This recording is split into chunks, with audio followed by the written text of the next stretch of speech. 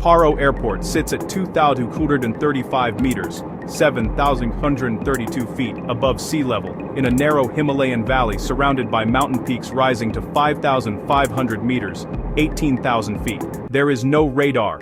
Pilots must fly the final approach entirely by hand, using visual landmarks, because no instrument landing system can function in this terrain. The runway is only visible to pilots in the final 1 to 2 nautical miles of descent, compared to 10 or more miles at most airports. Night landings are forbidden. As a result, only a small number of pilots on Earth, estimates range from roughly 24 to 50 depending on the source, are certified to land here. State this as the central mystery the video will explain. How did a runway in a remote Himalayan kingdom become known as one of the most demanding landings in commercial aviation? In 1952, Bhutan first proposed building an aerodrome, but the country's mountainous terrain meant there were almost no flat locations anywhere to choose from. In 1965, construction began on an airstrip in the Paro Valley, a location chosen not because it was safe, but because it was one of the only valleys wide enough to attempt a runway at all. On October 24, 1966, the foundation stone was laid by Air Marshal Arjan Singh of India. On March 23, 1968, the airstrip was completed, built with a runway of just 1,200 meters, short even by the standards of small aircraft at the time. It was used only for emergency helicopter operations by the Indian military. No fixed-wing commercial aircraft attempted it yet, because the terrain made it too risky for anything but helicopters. On April 5, 1981, Drukair was established by royal charter, but Bhutan faced an immediate problem. No standard commercial aircraft could safely operate from Paro's short runway, hemmed in by mountains. The government specifically selected an 18-seat Dornier Tu-28-200, chosen for its ability to perform short takeoffs and landings, and to fly the long Kolkata-Paro-Kolkata route without refueling, since there was minimal fuel infrastructure at Paro. On January 14, 1983, the first commercial aircraft ever landed at Paro.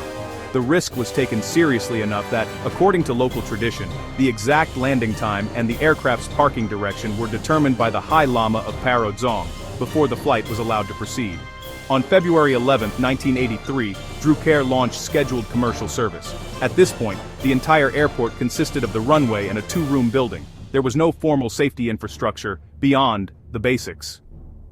In January 1986, Bhutan's Department of Civil Aviation was established, formally taking responsibility for safety oversight as flight volume began to grow. On November 21, 1988, Drukair introduced its first jet, a BAE 146-100, a far more demanding aircraft to land safely in Paro's tight valley than the turboprops used before it. In 1990, the runway was lengthened to roughly 1,164 meters and reinforced, directly because the existing runway was considered too short and too weak for heavier aircraft to land on safely.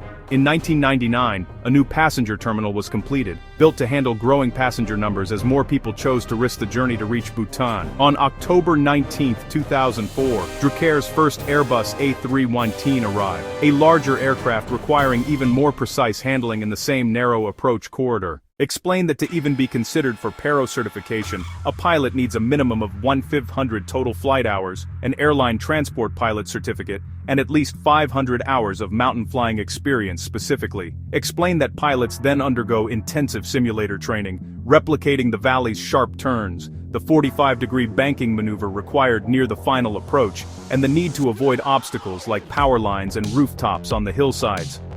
Explained that after simulator training, pilots must complete a minimum of 30 supervised takeoffs and landings at the real airport, monitored by an experienced captain before being certified to fly the route unsupervised. Explained that the entire certification process can take up to a year, even for experienced commercial airline captains. Explained that landings are restricted to daylight hours only and increasingly limited to the morning, because strong, unpredictable winds intensify later in the day as the valley heats up. Explained that the airport relies on only one VOR radio beacon for navigation. No full instrument landing system exists, because the surrounding terrain makes one impossible to install. State plainly.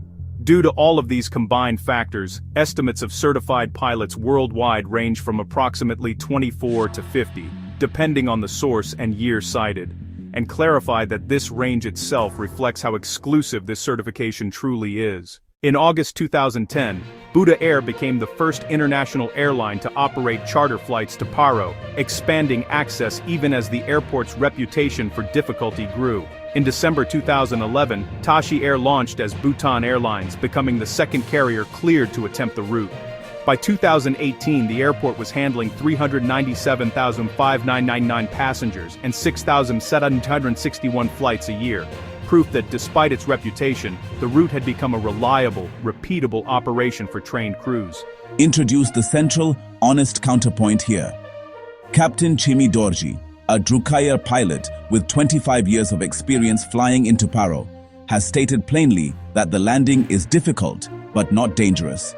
Explaining, it is challenging on the skill of the pilot, but it's not dangerous because if it were dangerous, I wouldn't be flying. Frame this as the resolution to the video's opening question.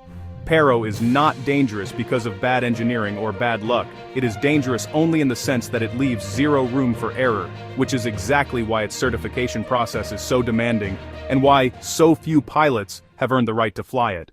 Bhutan is now developing a new, flatter airport in Gellifu, intended to allow standard commercial aircraft and pilots without Paro-specific training. But Paro itself isn't being replaced. It remains the country's main international gateway. Paro was never going to be an easy airport. Its